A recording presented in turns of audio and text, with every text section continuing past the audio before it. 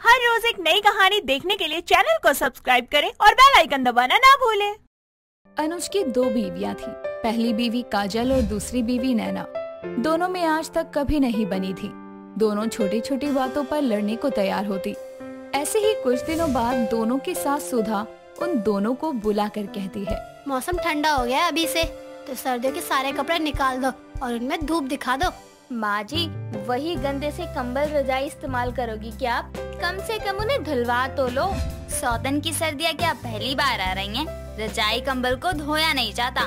रजाई में रुई होती है और पानी लगने से वो खराब हो जाती है, इसलिए सर्दियों से पहले धूप लगवाने को बोल रही हैं माँ जी।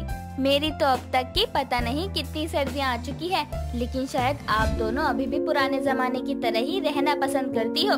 रुई वाली रजाई है ना? पुराने जमाने की क्या मतलब है? रुई वाली रजाई इतनी गर्म होती है ना, इसे ओढ़ने के बाद बाहर की सर्दी का कुछ पता भी नहीं चलता।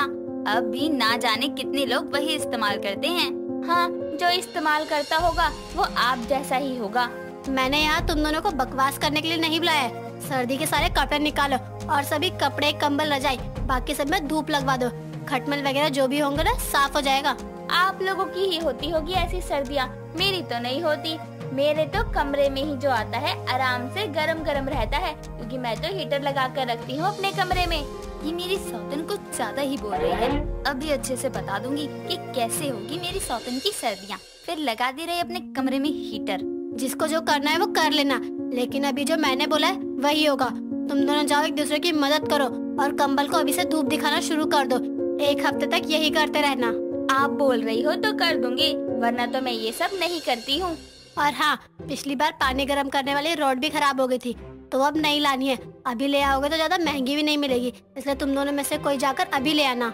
माँ जी, आपकी तो फरमाइशें ही बढ़ती जा रही है। अभी तक कंबल रजाई को बस धूप दिखाने के लिए बोल रही थी, अब बाहर जाकर रॉड लाने को भी बोल रही है। शाम को वैसे ही ठंडी हवा चलती है, मैं तो नहीं जाऊंगी।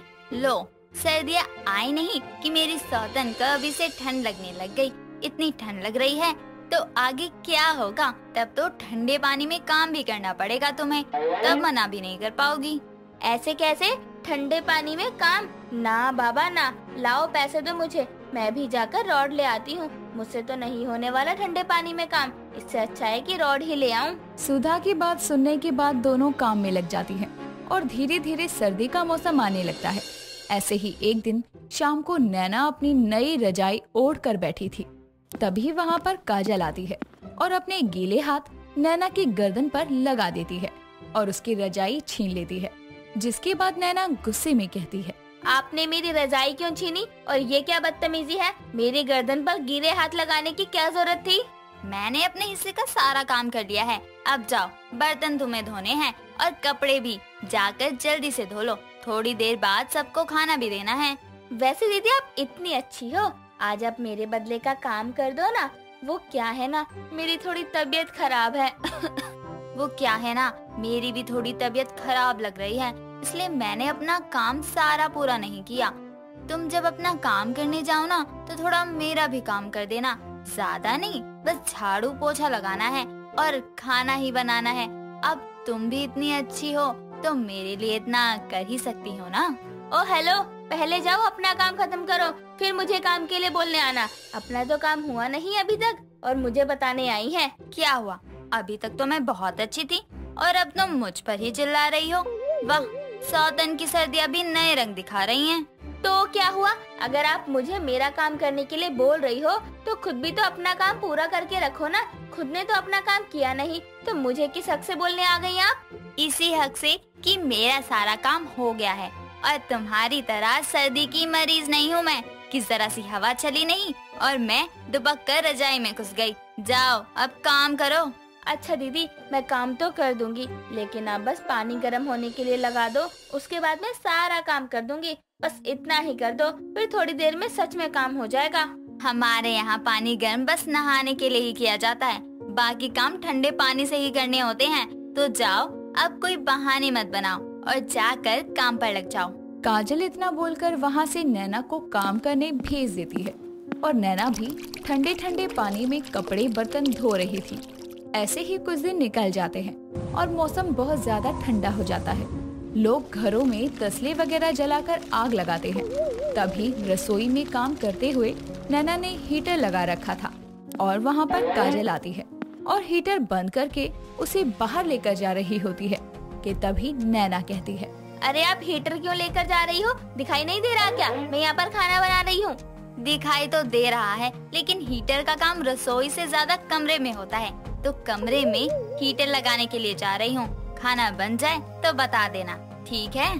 छत पर माँ जी और अनुज जी ने आग जला रखी है, आप वहाँ चले जाओ ना, वहाँ पर हाथ पैर सेक लो। क्या ही फायदा होगा वहाँ जाने का, यहाँ आग जला रखी है और छत पर खुले में आसपास की तो हवा लग ही रही है ना। इससे अच्छा है कि हीटर लगाकर आराम कर लूँ मैं कमरे में ही।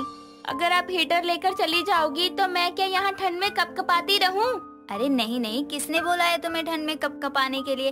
खाना बना तो रही हो ना तुम यहाँ पर, और यहाँ पर गैस पर हाथ भी गर्म कर लो, तुम्हारे लिए तो यही अच्छा है। लेकिन फिर तो और देर हो जाएगी ना खाना बनाने में।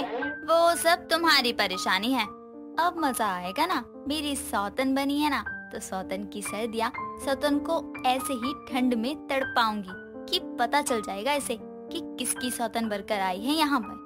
हाँ हाँ, सब तो मेरी ही परेशानी है ना। नई रजाई लेकर आई मैं, हीटर लेकर आई मैं, और अभी तक मैं ही इनका इस्तेमाल नहीं कर पा रही हूँ। तो क्या हुआ, भले ही तो मेरी सौतन हो, लेकिन मैं तो तुम्हें बहन मानती हूँ ना। अब इसमें क्या तेरा और क्या मेरा, जो है वो हम दोनों के लिए ही तो है। बड़ी जल्दी याद आ गया तुम्हें कि हम बहनें जैसी हैं। और नहीं तो क्या, मेरी सौतन की पहली सर्दियाँ मेरे साथ हैं, तो यादगार भी तो होनी चाहिए ना, कि तुम्हें आगे की सर्दियाँ भी याद रहें। काजल इतना बोलकर वहाँ से चली जाती है। काजल कोई न कोई बहाने से अपनी सौतन को सर्दियों में परेशान किया करती थी। धीरे धीरे दिन निकल रहे थे और ऐसे ही सर्दी का मौसम भी जाने लगा था। कुछ दिनों के बाद काजल बर्तन धोने के लिए जाती है और गर्म पानी करके बर्तन धो रही होती है कि तभी वहाँ पर नैना और सुधा आती है और सुधा कहती है, बहू अभी सर्दियाँ गई नहीं है, इसलिए गर्म पानी से कपड़े धोया कर, क्योंकि ना जाने कब सर्दी पकड़ ले। 4 दिन की सर्दी महीना भर तबीयत खराब कर सकती है। ये कौन सी बात है भला? इतनी सर्दियाँ थी तब तो मुझे ठंडे पानी से काम करना पड़ा, और जब सर्दियाँ कम हो गई तब आप गर्म पानी से बर्तन धो रही हो। तुझे किसने मना किया था? तू भी धो लेती है गर्म पानी से। मैं तो यही बोल रही थी कि गर्म पानी से ही धोना सही रहता है। आप तो अब बोल रही हैं, लेकिन ये दीदी ने तो मुझे मना कर दिया था, ये बोलकर कि आप लोग गर्म पानी बस नहाने के लिए ही इस्तेमाल करते हो। हाँ तो इसमें कौन सी बड़ी बात है? मेरी सौतन की सर्दियाँ थी तो मैंने सोचा अच्छे से ही जाएं। अब थोड़ा बहुत हंसी मजाक तो चलता ही है ना। अच्छा, मतलब आप मुझसे बार बार झूठ बोलकर सर्दियों में परेशान कर रही थी ना?